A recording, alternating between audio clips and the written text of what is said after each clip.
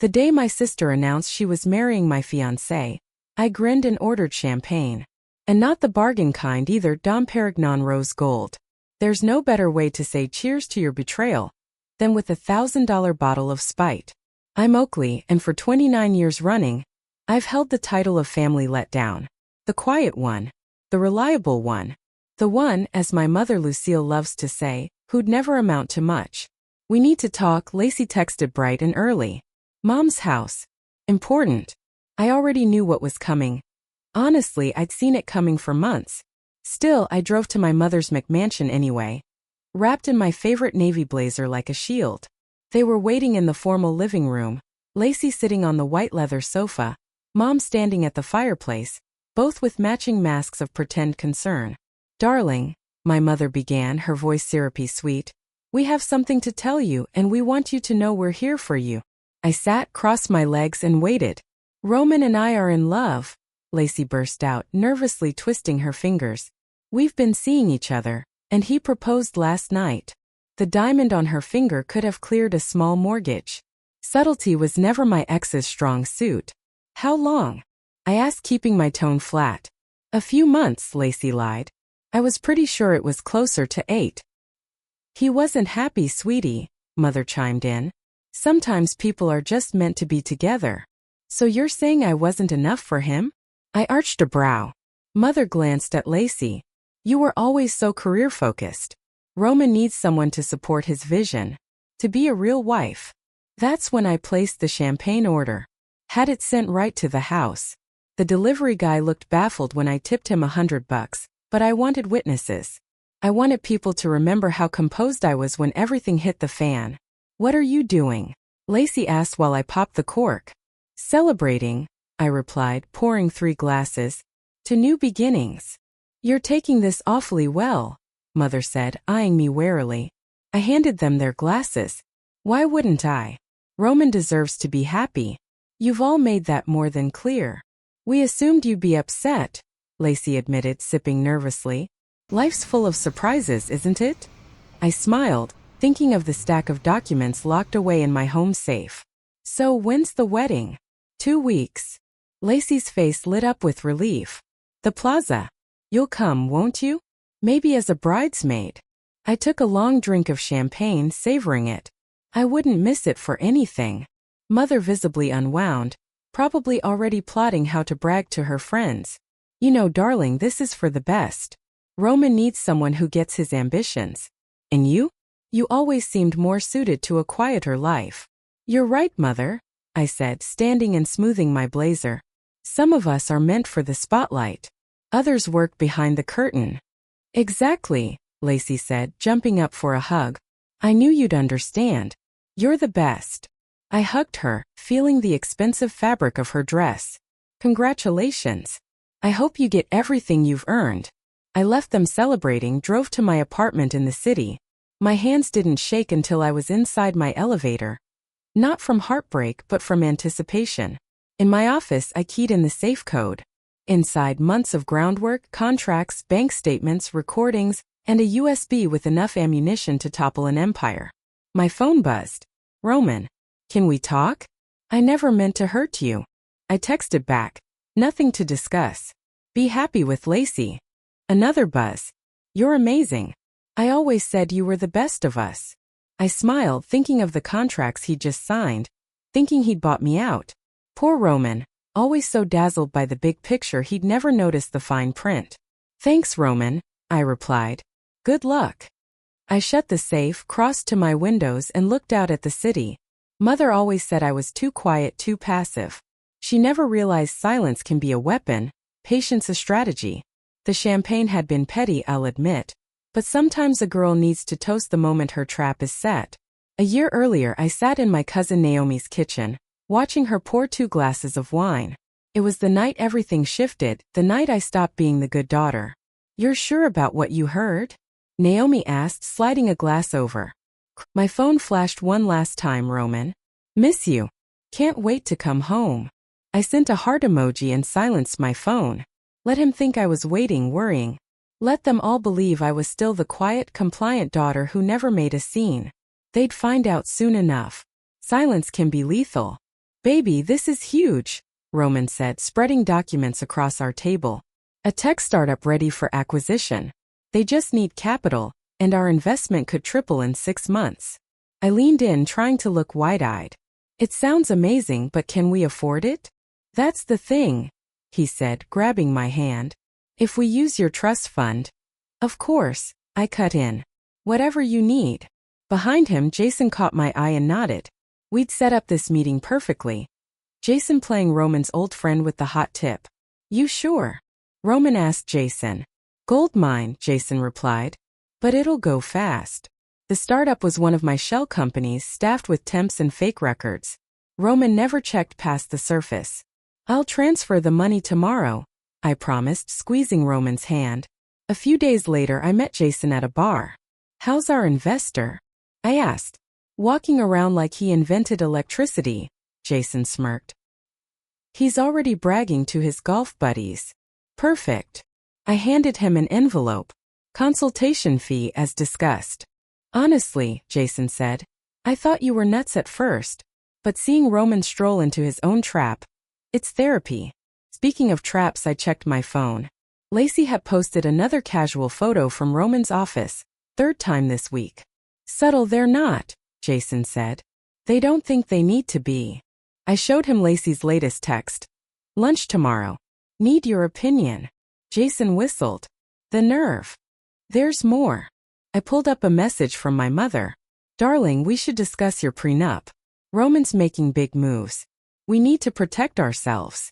Your mother's something else, Jason said. She's about to be a work of art, I replied. How's the employee exodus? On target. Key people leaving Roman's real companies citing management issues. Rumors are flying. My phone buzzed again. Roman. Big meeting tomorrow. Might need more from your investment account. He's getting greedy, Jason observed. Let him. I sent back. Whatever you need, honey. I trust you. The next day, I met Lacey at her favorite overpriced cafe. New designer dress courtesy of Roman's card. You seem different, she remarked, studying me over her salad. Do I? I stirred my coffee. I'm just excited about the wedding. Roman's so brilliant with business. He is, she agreed too quickly. You're lucky to have him. I know. I smiled. Hey, help me pick out honeymoon lingerie next week. I want his jaw to drop. Lacey choked on her water. Next week I have a shoot. Please. You've always had better taste. Roman says so all the time. Guilt flickered across her face, almost too quick to see. That evening I met Damien to sign final documents. Everything's in place, he said. If Roman breaks trust, say by getting engaged, everything reverts to you. Companies, investments, all of it. And the timing's perfect. The startup's about to look shaky just when you need it. I signed with a flourish. Now we wait. Most people would have made a scene by now, Damien said. Most people don't understand patience, I replied. Another canceled dinner from Roman. Another Instagram post of Lacey at his favorite restaurant. They're getting bold, Damien noted. Good, I said. The bolder they get, the harder they'll fall. As I walked home, I passed a glittering engagement ring billboard. My phone buzzed, Mother. Dinner tomorrow. Roman has business news. I replied, can't wait. The perfect moment was coming. Not with a scream, but with signatures and breadcrumbs. They thought they were writing a love story, not realizing they'd signed their own ending. The engagement party was a spectacle. Mother had transformed her backyard into a fairy tale, with crystal chandeliers and champagne fountains worth more than most people's rent. I wore a deep, expensive-looking burgundy, dangerous rather than angry. Damn, cousin, you clean up nice, Naomi whistled. Needed to dress for the occasion, I replied, adjusting diamond earrings Roman gave me last Christmas. Can't let the couple outshine me. We watched Lacey twirl for photographers, her white dress catching the lights. Roman stood nearby, hand on her waist, performing his role. Oakley, Mother's voice cut through the crowd. Come say hello. I smiled my best society smile and made my way over. Whispers followed me. That's the ex. Can you believe she came? Poor thing. Mother grabbed my arm, nails biting in. Everyone's asking about you. I've told them how well you're handling it. How thoughtful, I replied, sipping champagne. Oakley, she hissed. Don't start. This is Lacey's moment. The first crack appeared on a Tuesday. I was at my favorite cafe when Lacey stormed in, mascara streaked. What did you do? She demanded. The credit cards don't work. I stirred my latte. Which cards? All of them. Roman's, the joint account. Everything. She slumped across from me. We were at the bridal shop and my dress payment was declined. It was humiliating. How terrible, I said. Have you called the bank? They said accounts are frozen for investigation. She leaned in. This is you, isn't it? Why would I have anything to do with Roman's finances? Because you're jealous. You can't stand that he...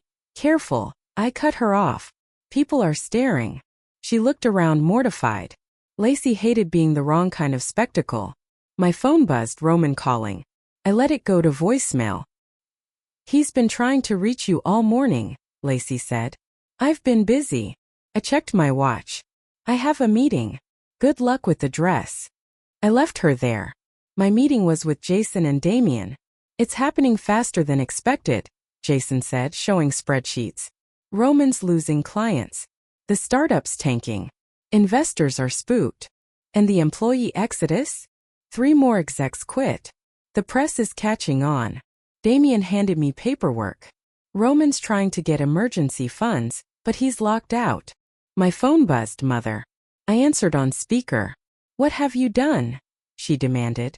Hello to you too, Mother. Don't play games. Roman's beside himself. Contracts missing signatures. Sounds serious. Maybe he should have read the fine print. This is childish, Oakley. If you're trying to punish them. Punish them? Why would I? I'm celebrating their happiness. Remember. Fix this, she hissed. Or I'll. You'll what?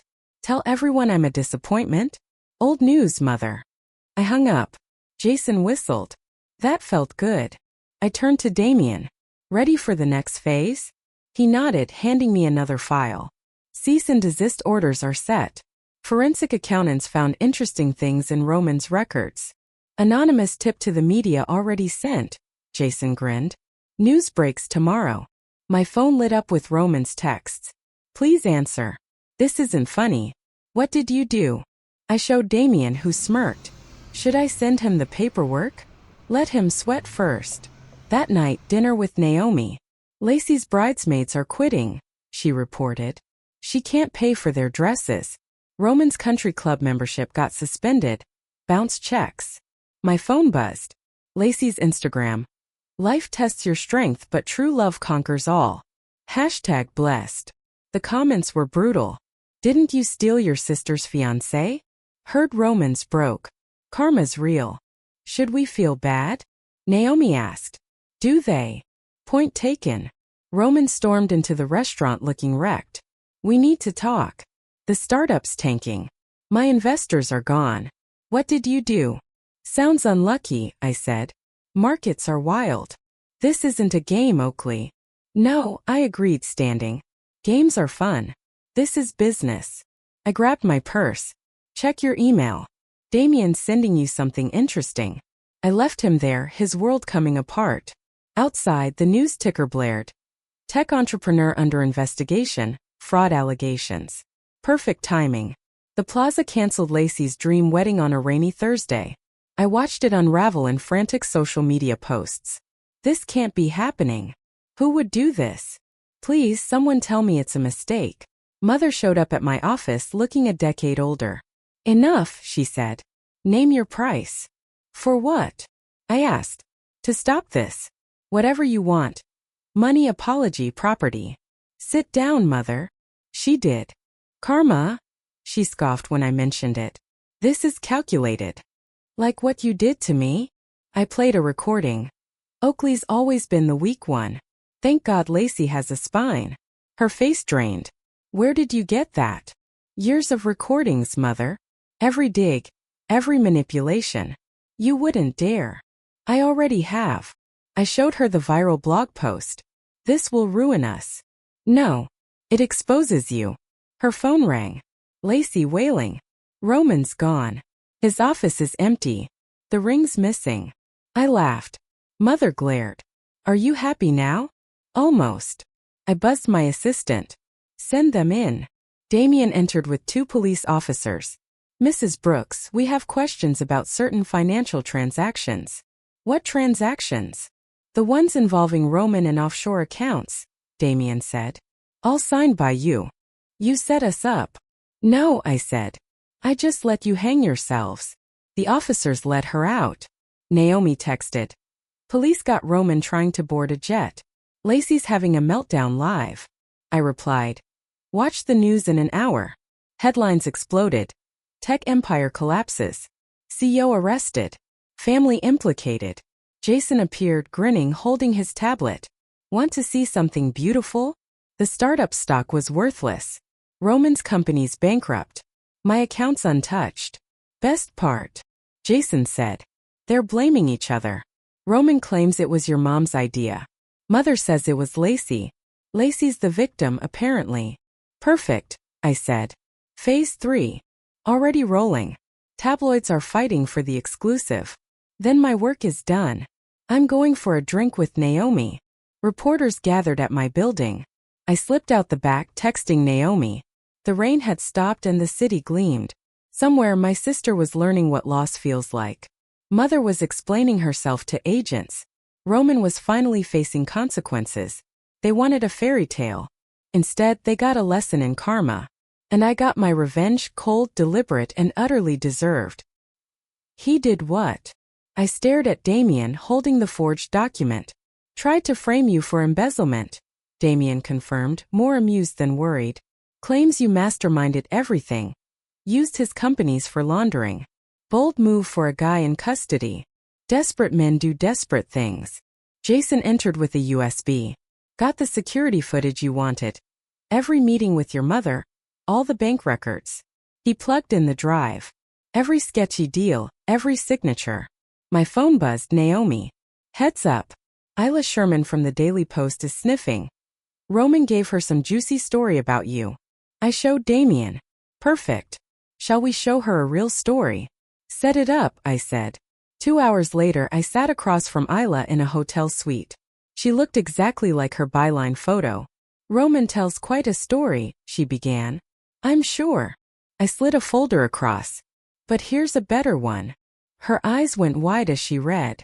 These are real. Everyone, I said. I played a recording for her. Roman bragging how he'd use my money, then dump me for Lacey. May I record? She asked. That's why you're here. For the next hour I gave her everything, the documents, the trail, the story of an underestimated woman flipping the script.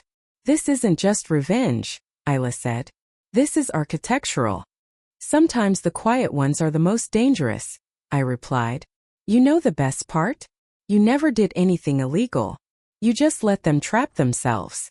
Karma needs a nudge sometimes, I said. My phone buzzed, a message from the DA. Roman's attempt to frame me had blown up in his face. He's pleading guilty, I told Isla. What about your mother and sister? Mother's facing charges. Lacey.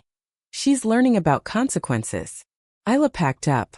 This runs tomorrow. Last comment. Never mistake kindness for weakness. The next morning's headline. The perfect revenge. How one woman outsmarted a corporate conspiracy. It went viral. My phone exploded. OMG, did you see this? Naomi. You're trending, Jason. We need to talk, Mother's lawyer. Please, I'm sorry, Lacey. I ignored them all.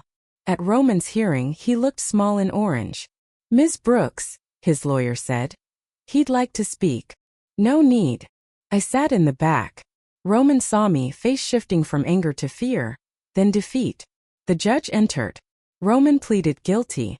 When asked for comment, he looked at me. I underestimated her. We all did. Outside, reporters swarmed. I gave one statement. Sometimes the best revenge isn't destroying someone. It's letting them destroy themselves. Back at my office, Damien waited with champagne. To justice, he toasted. To karma, I corrected. Isla texted. People are fascinated by you. No need for a follow-up, I replied. Some victories speak for themselves. Looking out over the city, I thought of all the quiet women underestimated, overshadowed. Maybe my story would show them that silence isn't surrender. Sometimes it just means you're planning something spectacular. And revenge, when executed with precision, is sweeter than any wedding cake. The for sale sign in front of my childhood home looked almost apologetic. I parked, used the key mother's lawyer had sent, and stepped inside. The grand entry echoed. No more vases, no designer furniture, no staged photos. Just dust and memories. My phone buzzed. Naomi. You sure you want to do this alone? Need to, I replied. Some ghosts need facing solo. I climbed the stairs, hand trailing the banister where Lacey and I used to slide before competition replaced sisterhood. My old room was still soft blue, the only choice Mother ever let me make. I thought you'd be here. I turned. Lacey stood in the doorway, smaller now without designer armor. She'd taken a job at a department store. I'd heard, but hadn't seen it myself. How'd you get in? Still have my key. She stepped in, hesitant. I've been coming here, trying to understand. And I'm sorry. I know it's not enough, but I'm sorry. For Roman. For letting Mom turn us against each other. For being exactly who you think I am. I don't think anything about you anymore, I said. She flinched. That's fair. I miss my sister. Which one? I asked. The one you betrayed or the one you ignored? Both. Neither. She slid to the floor. I don't even know who I am without Mother telling me I'm special, that I deserve everything, even what's not mine. I stayed silent, watching her wrestle with truth. At work, people are just nice, she said. No agenda. My manager praised me for helping a customer, not for stealing. Just helping. Despite everything, I felt a flicker, not forgiveness but understanding. Growth looks good on you, I said. She wiped her face. Is there any way we could? No, I said gently. Some bridges stay burned. But maybe we can build new ones. My phone buzzed. Damien. Nonprofit paperwork is done. Come sign when you're ready. What nonprofit? Lacey asked. Helping women leave toxic families. Helping them find their voice. That's good. She stood shakily. Mother would hate it. Mother has plenty of time to think now. We stood in silence, watching the sunset fill the room with gold. Roman writes me from prison, she said. Still blames everyone else. Some people never learn. I did, she said, heading for the door. Too late, but I did. After she left, I pulled out an envelope. A letter to my younger self, the one who thought quiet meant weak. I tucked it behind a panel in the wall. A time capsule for the next girl who might live here. Downstairs, I took one last look around. The house was just walls and windows now. No match for a woman who'd found her strength. Jason texted. Damien told me about the nonprofit. Need a tech guy? Always, I replied. Someone has to teach these women to guard their assets. Outside, the for sale sign caught the sun. I touched it, recalling Mother's words. This house is our legacy. She was wrong. Legacy isn't houses or money or appearances. It's the stories we leave, the strength we share, the chains we break.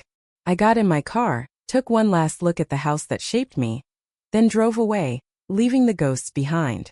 My phone buzzed, an unknown number. Thank you for sharing your story. I left my toxic family today. You showed me how. Sometimes revenge isn't just about payback. Sometimes it's about showing others they can write their own ending. And mine, it was just beginning.